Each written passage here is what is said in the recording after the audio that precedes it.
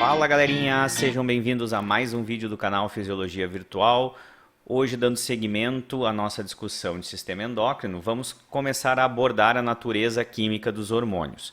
É importante a gente entender a composição química, as classes químicas dos hormônios, para que a gente entenda várias características da sua síntese, né, como é que eles são feitos, como é que eles são secretados, como é que eles são transportados no plasma e como é que eles agem nas células de destino. Então é um assunto bem importante. Vamos lá então. Bom, a primeira classe de hormônios são chamados os hormônios hidrossolúveis, que entra aqui os hormônios proteicos, que são aqueles hormônios constituídos por proteínas. Dentro dessa classe de hormônios proteicos, a gente vai ter desde hormônios que são aminoácidos modificados. Então, um único aminoácido que foi modificado, pequenos peptídeos, então formados apenas por alguns aminoácidos, proteínas já grandes, e dentro dessas proteínas a gente consegue ter hormônios ainda maiores, que são proteínas com múltiplas cadeias ou múltiplas subunidades.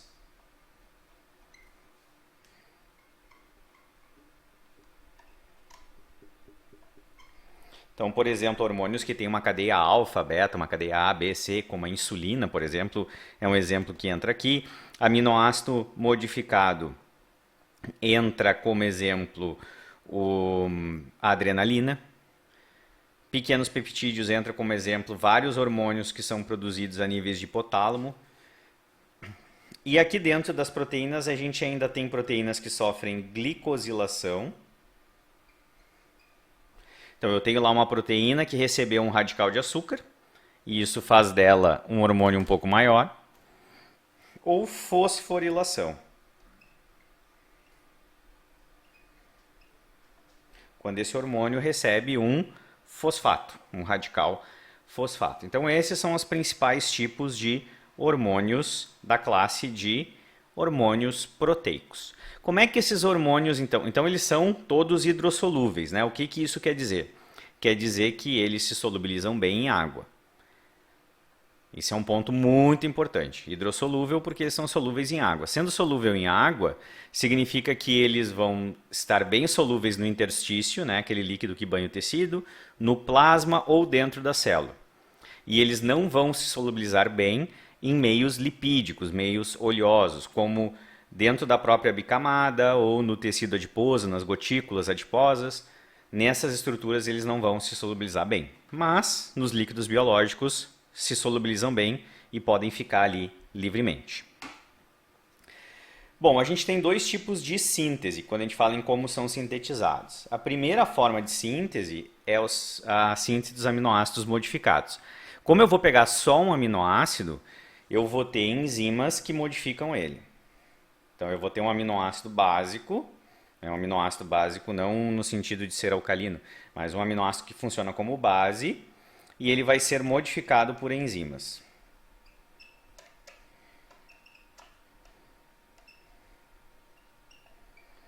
Exemplos disso. Eu pego o aminoácido tirosina.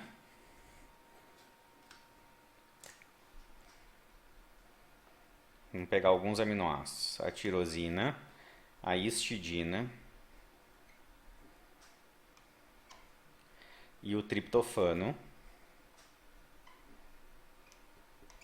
que em diferentes locais, como por exemplo na medula da suprarrenal, aqui, essa histidina vai ser convertida, essa tirosina, desculpa, vai ser convertida em adrenalina.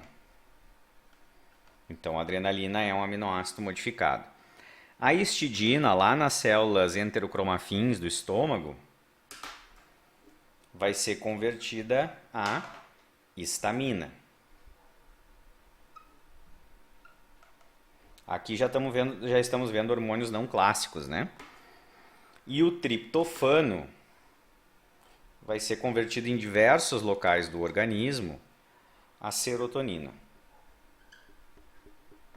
que normalmente a gente vê como um neurotransmissor, mas dependendo do local, com essa visão ampliada de endócrino, ele pode agir também como hormônio. Certo? Então, nesse caso, eu preciso de uma maquinaria enzimática que vai fazer a síntese desse hormônio. E a síntese depende da quantidade de aminoácido que eu tenho para fazer a conversão e da quantidade da enzima que está disponível também. Então, eu posso controlar a produção desses hormônios através do estoque de aminoácido, então, captação de aminoácido dessa célula. Se eu preciso fazer mais hormônio, eu capto mais aminoácido. E também pelas enzimas que fazem essa conversão. Se eu preciso fazer mais hormônio, além de captar mais aminoácido, eu também vou aumentar a síntese dessas enzimas que fazem esta conversão. E aí eu amplifico a produção do hormônio dessa forma. Quando a gente fala dos hormônios peptídicos ou proteicos, a gente está falando em síntese de proteína. O dogma da biologia molecular, né? DNA, que é transcrito em RNA mensageiro, RNA mensageiro é traduzido no ribossomo até proteína. Então a síntese vai ser essa. Quando o hormônio então é proteína e peptídeo,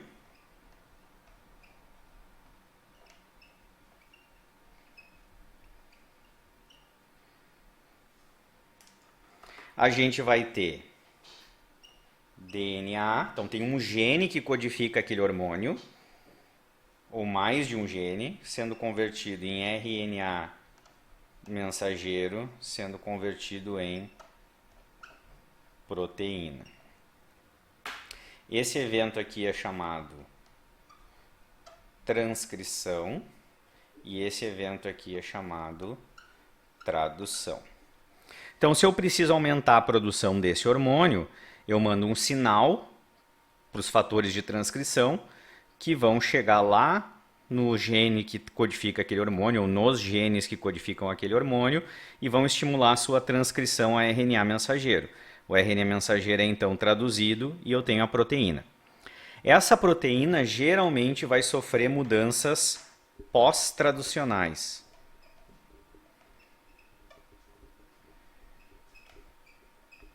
Para eu obter efetivamente o hormônio, eu vou precisar de eventos de clivagem.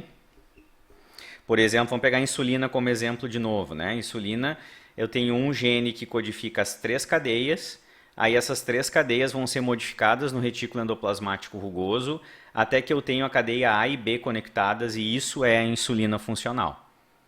Então eu preciso ir modificando através de cortes e novas ligações, né? Mudando a conformação tridimensional dessa proteína, para que eu efetivamente tenha o hormônio funcional. Outro exemplo disso é um gene chamado pró-opiomelanocortina, que é produzido lá na hipófise e que vai dar origem a diversos hormônios, um único gene. Eu preciso fatiar ele para gerar os hormônios filhos que vão ser produzidos a partir daquele gene. E aí o fatiamento, a clivagem, fosforilação, todas essas modificações que ocorrem após a síntese dependem de enzimas. Então aqui eu vou ter uma ação enzimática pós-tradução. E aí, de novo, eu posso controlar a produção desse gene a partir da produção dessas enzimas. Então, eu posso controlar a partir do nível de transcrição que eu tenho e também a partir do nível de modificação que eu vou ter depois. E com isso, eu trabalho o quanto daquele hormônio vai ser efetivamente produzido. Certo? Aqui, além de clivagem, a gente pode ter aquela glicosilação e também fosforilação, fazendo parte dessas modificações que vão dar origem ao hormônio final. Beleza? Então, olhem isso com bastante atenção, vejam de novo para entender esse processo, porque aqui a gente já está usando conhecimentos básicos de biologia molecular, de síntese proteica, né, para poder entender. Isso aqui vai ocorrer basicamente a nível de retículo endoplasmático rugoso. E aí eu venho para o último passo, que é a secreção desses hormônios. Qual é a diferença entre síntese e secreção? Síntese é fabricar o hormônio dentro da célula, secreção é conseguir jogar ele para fora da célula para que ele tenha ação. Como eles são hormônios hidrossolúveis, são hormônios que solubilizam bem em água, eles não conseguem cruzar sozinhos a membrana da célula. Então esses hormônios vão seguir o seguinte caminho. No retículo endoplasmático eu vou ter a síntese e modificação, rugoso, né? E aí, depois que ele está sintetizado, ele é mandado para o Golgi, para o aparelho de Golgi, onde ele é empacotado em vesículas.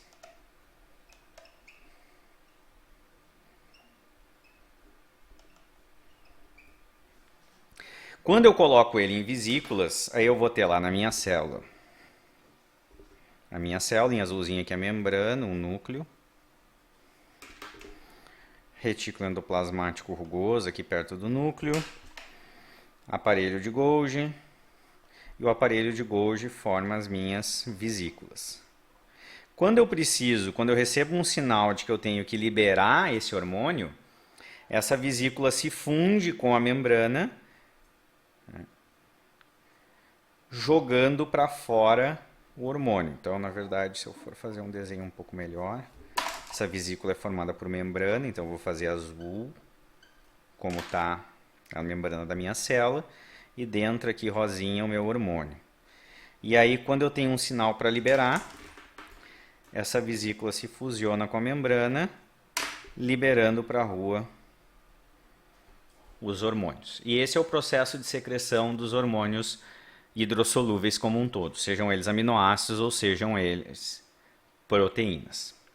Bom, esse aqui é um apanhado geral sobre as características dos hormônios hidrossolúveis. Eu espero que vocês tenham gostado desse vídeo, que tenha feito sentido para vocês. Sinalizem aí nos comentários as dúvidas do que vocês gostariam de ver. Não esqueçam de se inscrever no canal, né? Ativar a sinetinha para receber as notificações das vários novos vídeos e projetos que vão surgir ao longo de 2021 e agora no final de 2020. E como sempre, desejo a todos ótimos estudos e até o próximo vídeo. Até mais!